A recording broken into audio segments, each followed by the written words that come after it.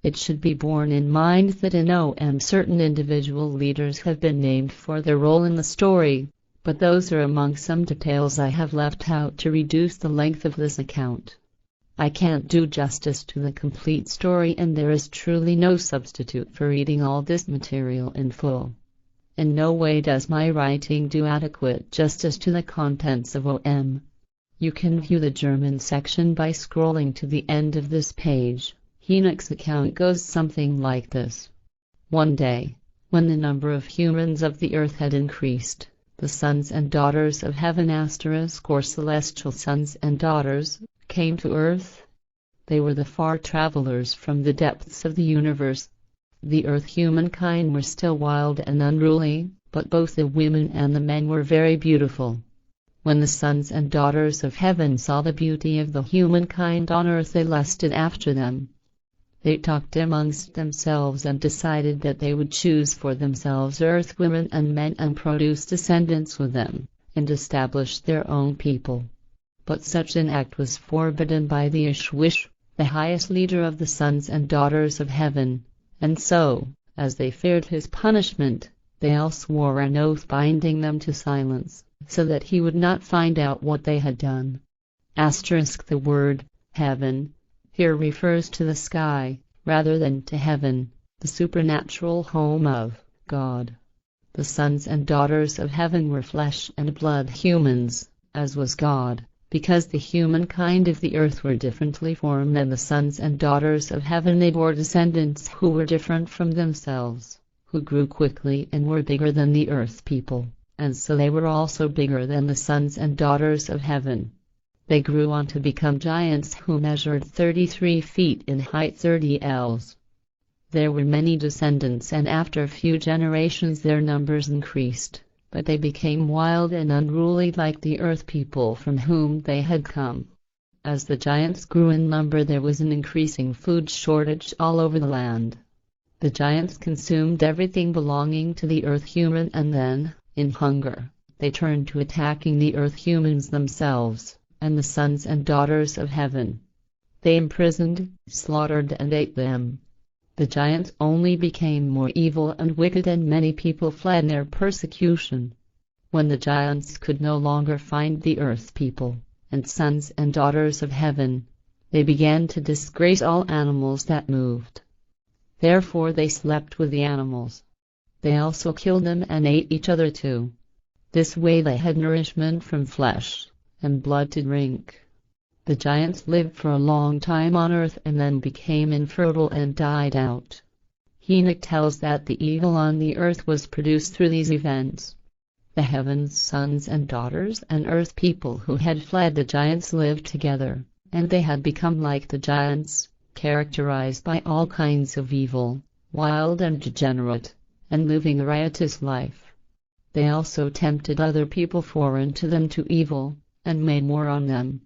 The sons and daughters of heaven, because of their wrong behavior, had been banished by the Ishwish and had to live among the earth people, although they had much longer lives of 1,200 years. They taught the earth people all kinds of things and also revealed secret knowledge. The earth people were teachable, docile, teachable, intelligent students. And so they were instructed in all kinds of things, in craft and arts and different kinds of thinking. They were instructed in both good and evil. Meanwhile, everywhere the wickedness born through the giants was taking greater hold and spreading out. And the people learned to find and work metal, make swords, knives, armor and shields. They learned fighting and also how to make jewelry and decorate their bodies with jewelry and paint and precious stones. They learned to manufacture dyes, and among other things, the women learned to beautify their eyebrows. There was soon great unrighteousness ending on earth because all people were corrupted and living according to the wrong teaching and to their own advantage. Much true and false teaching was spread, which came from the far travelers from the depths of the universe and also from the humankind of the earth, who had fallen to wickedness and unrighteousness through the evil acts of the giants. They learned all kinds of things, and this included the laws and directives of creation. But the people were corrupted, and so they wandered the wrong way and would not follow the truth.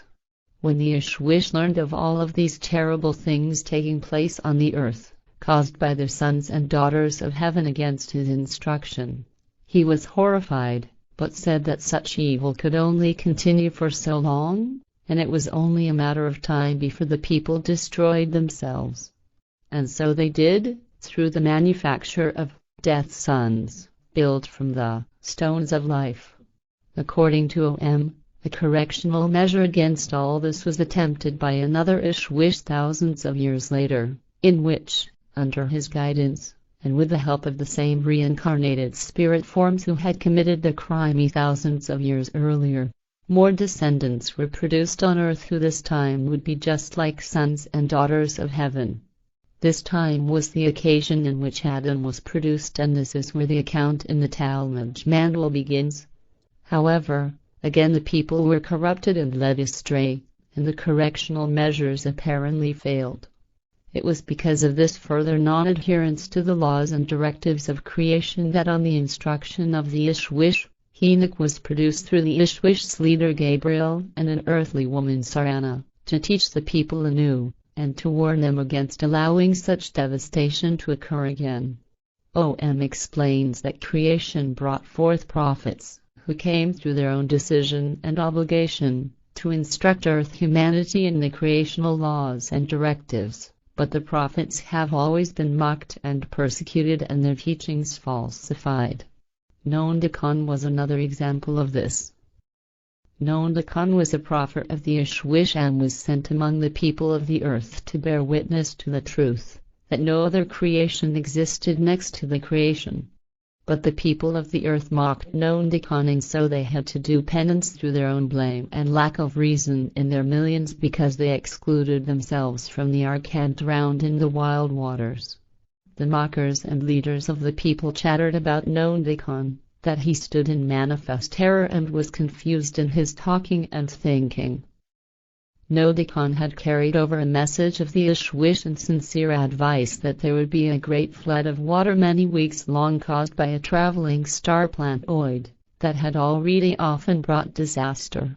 But the people would not listen to Nondakon, and therefore they would not know the truth around the traveling star. Therefore they did not follow the advice to vacate the endangered land or to build arks as Nondakon did. Canon 31:25, which seems to be quoting the Ishwish of today, says, "Truly, Nondakon's people were a blind people, the same blindness from which all the humankind of the earth suffer today, and newly grieves the prophet over the blindness of his people." The discovery in 1963 of the Talmud manual, demonstrated by Professor Deardorff to be the genuine account of the life and teachings of the Prophet manual, shows us just how the teachings of the Prophet manual had also been corrupted and made us hostile to the truth of the renewed, unfalsified teachings of O.M. In O.M. the prophet of the new time, our prophet, in an immense act of love, teaches us and appeals to us once again to rise above our corruption and madness. The prophet delivers boundless love and breathtaking spiritual teaching, and the harsh language of truth. The creation itself is your spirit, and where the spirit is, that is also freedom.